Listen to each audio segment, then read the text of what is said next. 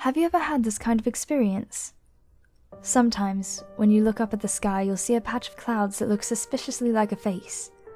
Or maybe, as you stare at the marble tiles in your bathroom, you may find some of the patterns similar to an animal, or one of those mystical creatures you've read about in storybooks. And of course, there are those somehow out-of-place shadows which you saw on your evening walks to think about. Should you share these experiences with others, they will dismiss them as the results of your overactive imagination, even though most of them have experienced exactly the same thing. However, imagination is not the key here. It's your own brain that has deceived you. The human brain is an extremely fragile organ, vulnerable not only to physical trauma, but to psychological impact as well. A strong surge of emotion could potentially fry our logical circuit, leaving us mad, or even dead. And the strongest emotion is fear. Fear is the most ancient and potent emotion in the hearts of all living organisms. Even worms will seek food for fear of starvation. Today, despite having locked itself in buildings made of steel and concrete to escape the threats of nature, mankind is by no means free from its own fears. For one particular kind of fear have followed us all the way into the supposed safety of our homes. And that is the fear of the unknown. Have you heard of this story? When the giant ships from the east first reached the African shores, some local inhabitants literally died of fright right on the spot. The ships never fired their cannons at them, nor did the seamen do anything unfriendly. What killed the poor locals was the sheer psychological impact of seeing dozens of mountain-sized sea monsters made of painted wood sailing towards them across the open waters. The horror of the unknown stems from uncertainty.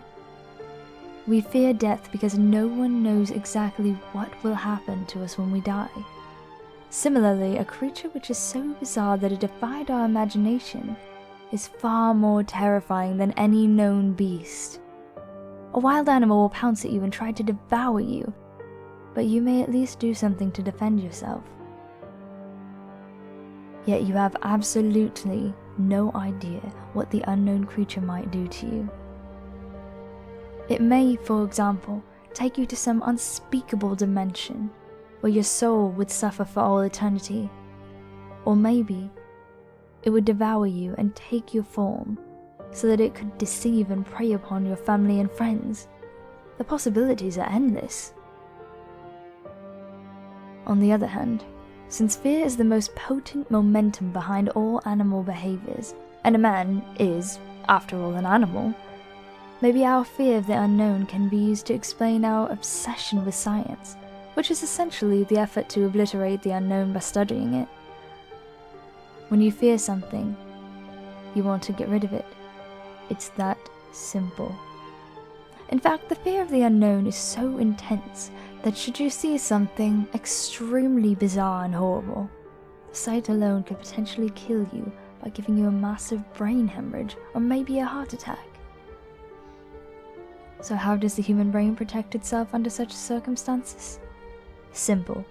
We all know that the brain, which has been evolving for millions of years, possesses numerous fail-safe mechanisms to safeguard its functional integrity. For example, those who are overwhelmed by grief may temporarily lose their memory, and the same goes for countering intense fear.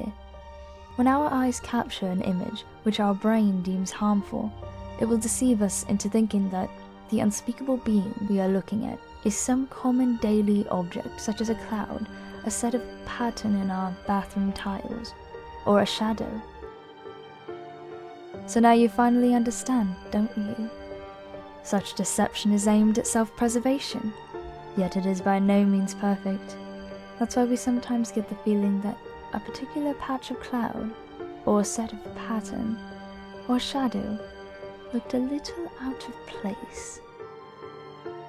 Others will tell you that it's just your imagination, but now you know better.